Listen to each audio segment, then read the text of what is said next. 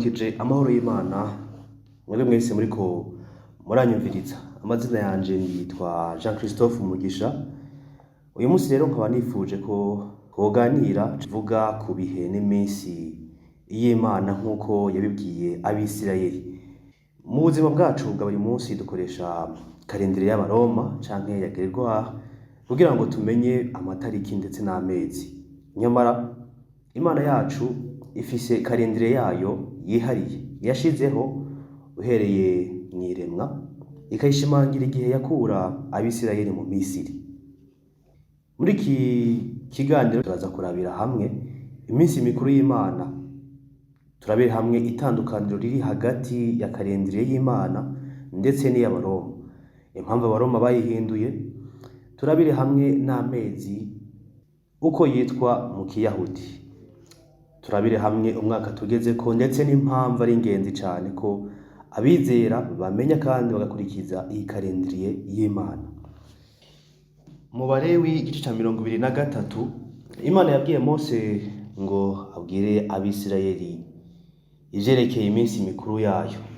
Mu gitabo c'Abalewi ibice 23 umurongo wa 2 ati, barira Abisirayeli uti, iyi niyo minsi mikuru yiwe ishinzwe, mukwiye kuzotangaza ko ariyo gukorana kwera.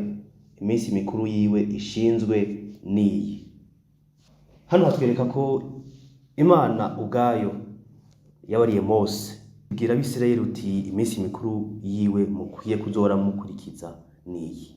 Iminsi mikuru si y'Abayahudi gusa, ahubwo Imana iyita iminsi mikuru yanje, ni kuvuga ngo ni iminsi mikuru y'Imana. Uwa mbere ni Isabato. Uyu akaba ari umunsi w'indwi ugize icumweru canke indwi wagenewe kuruhuka no gusenga Imana. Hakaba hari umunsi ugira kabiri ari wo wa Pasika, ikabiba ku itariki ya 14 y'ukwezi kwa mbere Nisani. Nisani n'ukwezi kwa mbere, yibutsa ukuntu Imana yakuye Abisirayeli mu bucakara bwa Misiri. Umunsi wa gatatu ni umunsi mukuru w'imikate idasembuye, ukabutangura ku itariki ya 15 y'ukwezi kwa mbere ariko bita Nisani, ukamara iminsi indwi werekana ubugingo butagira icaha. Umunsi wa kane ni umunsi mukuru w'umuganura, ukaba uba ku munsi ukurikira Isabato yo mu gihe ca Pasika.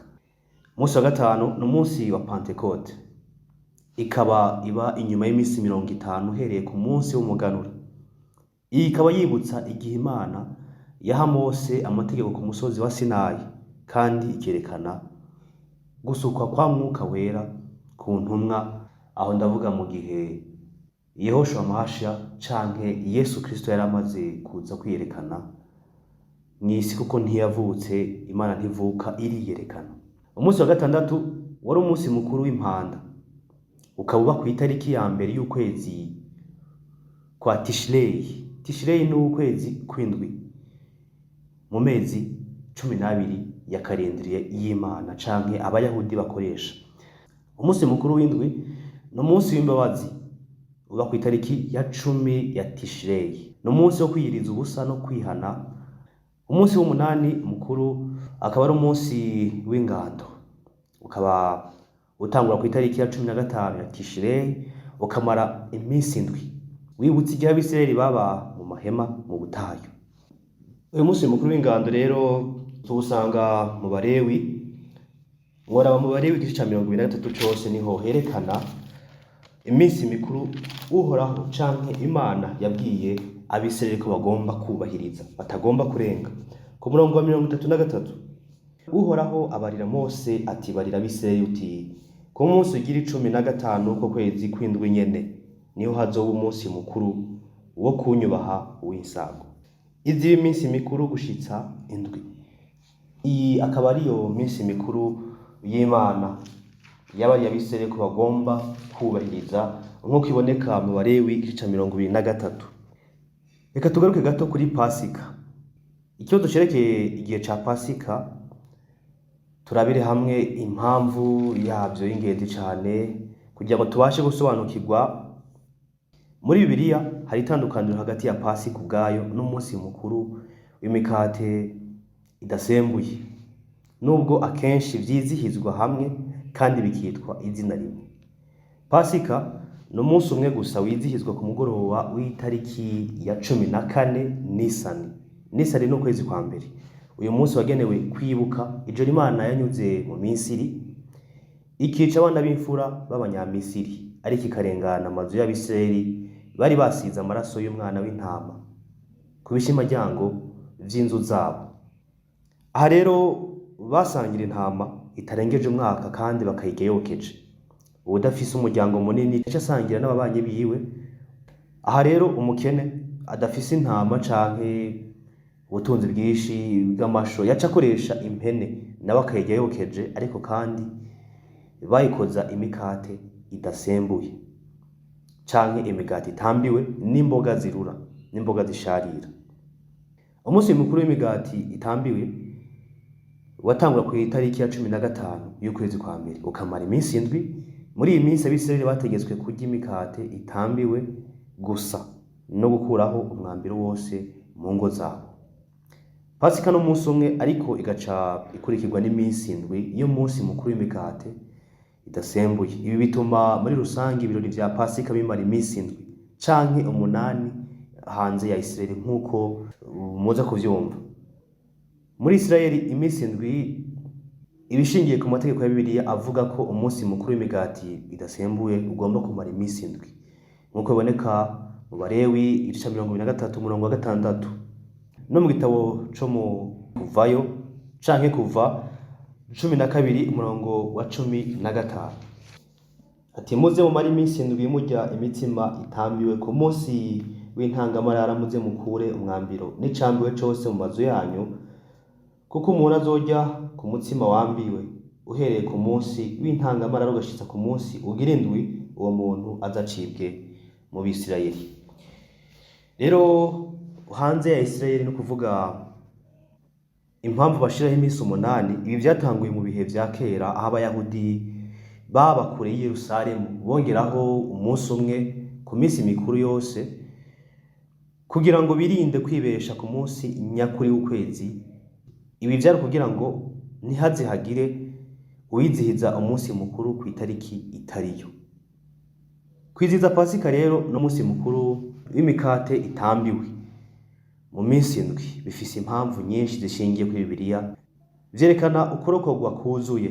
Ni kuvuga naho Abisirayeli bavuye mu Misiri kw'ijoro rya Pasika, ukuboka kwabo ntikwahise kurangira ku kanya. Bakomeje gukurikirwa n'ingabo za Farawo kugeza ku munsi w'indwi aho Imana yatandukanya ikiyaga gitukura canke inyanja itukura bakambuka, maze Abanyamisiri bo bakarengerwa n'amazi, inyanja ikabamira. Ibi vyerekana ko ukuboka kwabo kuzuye inyuma y'iminsi 7, bityo iminsi 7 ikaba igihamya c'ubwigenge kuzuye.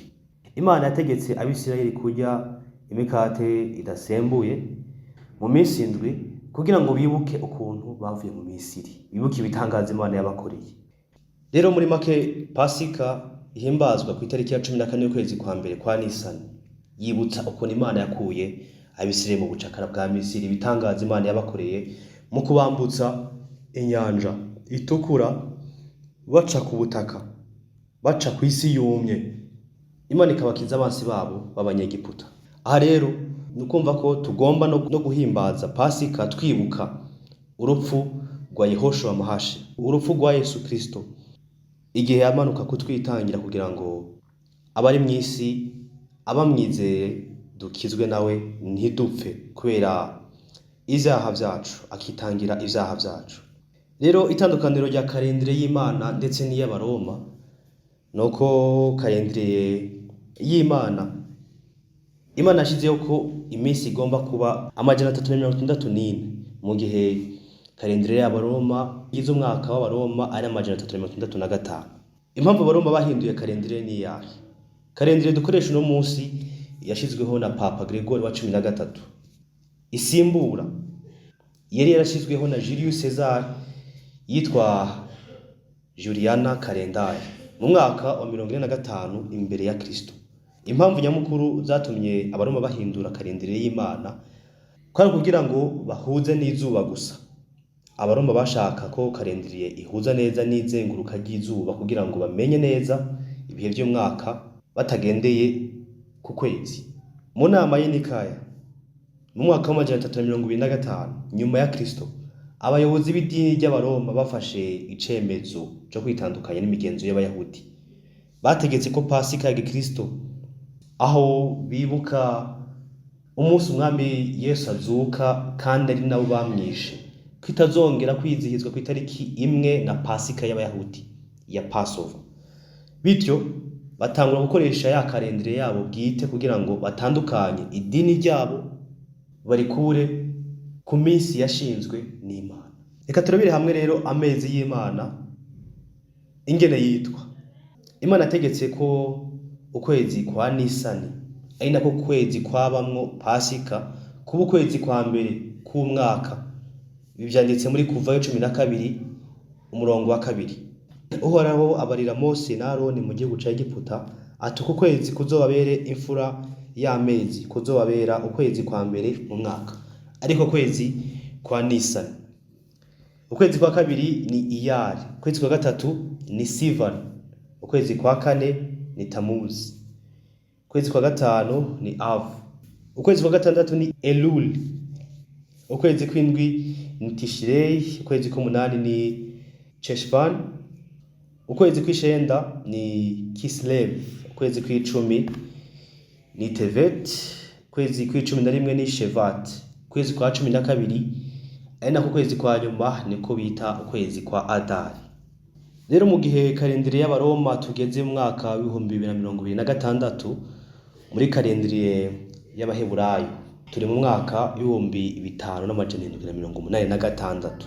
Mbega ni kuki abizera canke abakurikiye Imana canke abemera Imana dukwiye gukurikiza ibihe n'iminsi vy'Imana canke karindiriye y'Imana? Kuki ari ingenzi ko abasenga bamenya kandi bagakurikiza karindiriye y'Imana nubwo baba bakoresha iy'abaroma mu buzima busanzwe? Icambere no kumenya ibihe Imana yagenye. Imana ntiyashizeho iyi minsi kugira ngo ibe amateka gusa, ahubwo ni ibihe yagenye vyo guhura n'abantu bayo. Iyo tuyikurikije tuba twifatanije na gahunda y'Imana. Ica kabiri, karindiriye y'Imana ihuza n'ibihe vy'uburimyi n'iremwa. Aha ndavuga nk'imvura n'isarura. Ibi bitwibutsa ko Imana ariyo muremyi kandi ariyo itanga ibitunga abantu. Ibi bitwibutsa kandi ivy'Imana yakoze. Iyo tugendeye kuri karindiriye y'Imana ku munsi, buri munsi mukuru wibutsa abizera ibitangaza Imana yakoze mu mateka y'Abisirayeli, mu mateka y'abasenga Imana, cane cane nko gukura Abisirayeli mu Misiri. Ivyo rero bigatuma twongereza ukwizera kwacu mu kubaho kwa buri munsi. Kumenya rero karindiriye y'Imana n'iminsi yayo mikuru si ugusubira mu mategeko ya kera canke mu bihe vya kera, ahubwo nukugurura amaso yacu kugira ngo tubone ubwiza bw'umugambi w'Imana kuva mw'iremwa kugeza kugaruka kwa Yesu Kristo. Naho dukoresha karindiriye y'abaroma ya Gregoire mu kazi kacu ka buri munsi, ariko imitima yacu yo ikwiye kugendera ku isaha y'Imana, twitegura kugaruka k'umwami wacu kuko azogaruka mu bihe yagenye.